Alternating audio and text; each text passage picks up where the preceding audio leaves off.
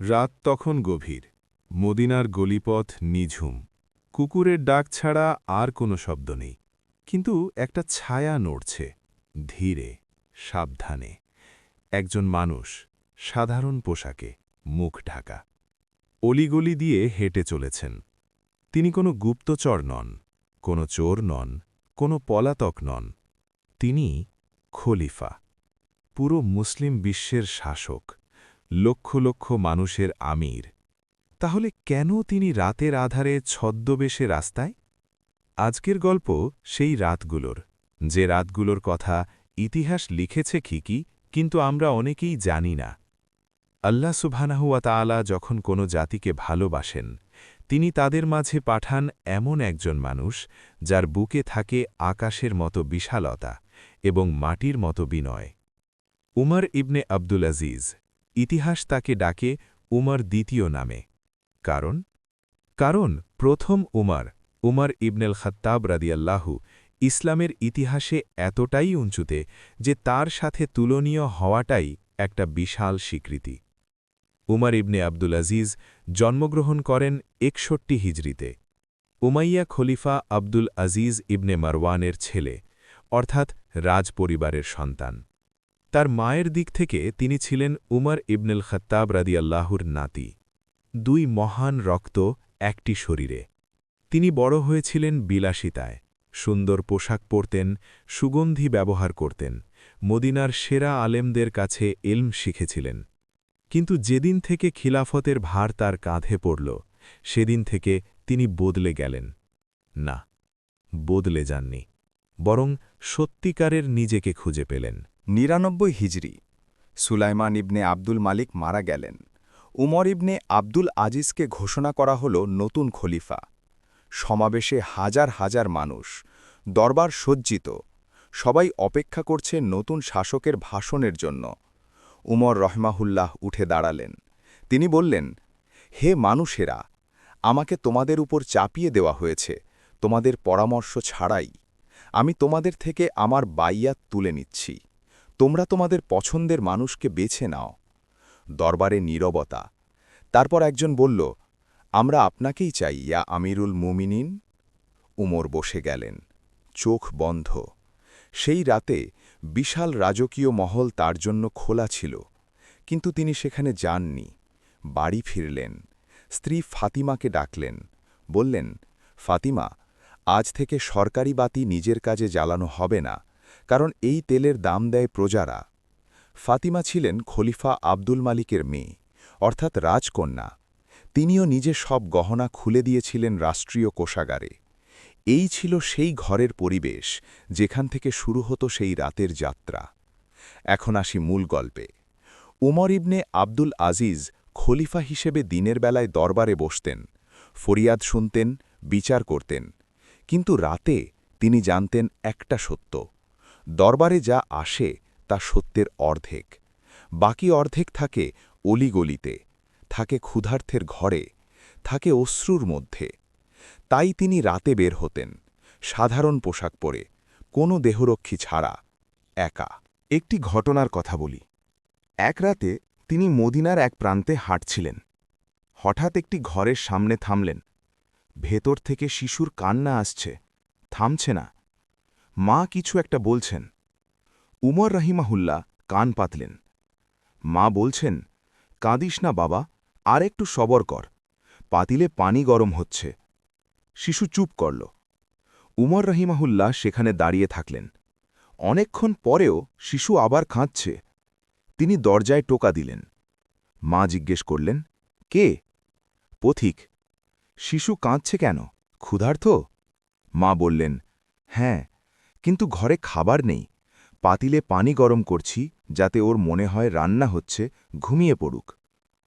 উমর রাহিমাহুল্লার বুক ফেটে গেল।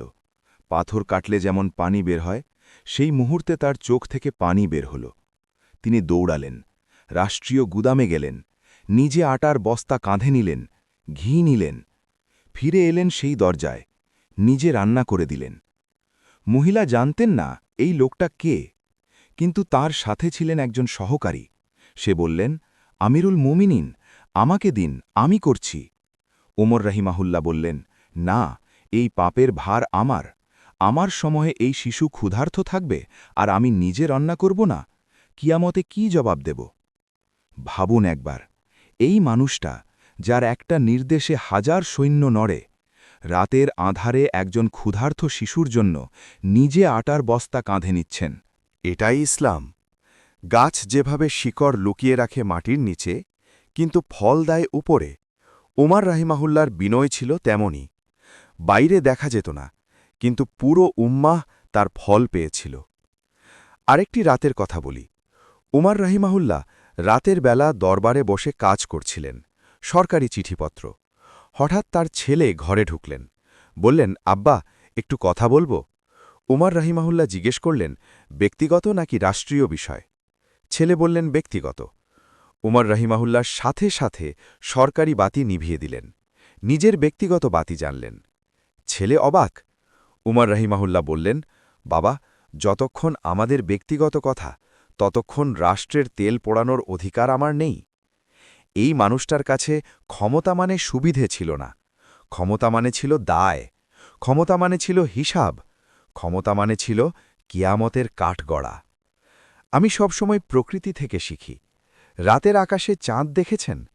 চাঁদের নিজের কোনো আলো নেই, সে সূর্যের আলো ধার করে পৃথিবীকে দেয়, নিজে কিছু রাখে না। উমর ইবনে আব্দুল আজিজ ছিলেন ঠিক তেমন। আল্লাহ দেওয়া ক্ষমতা তিনি ধার নিয়েছিলেন শুধু প্রজাদের দেওয়ার জন্য, নিজের জন্য নয়।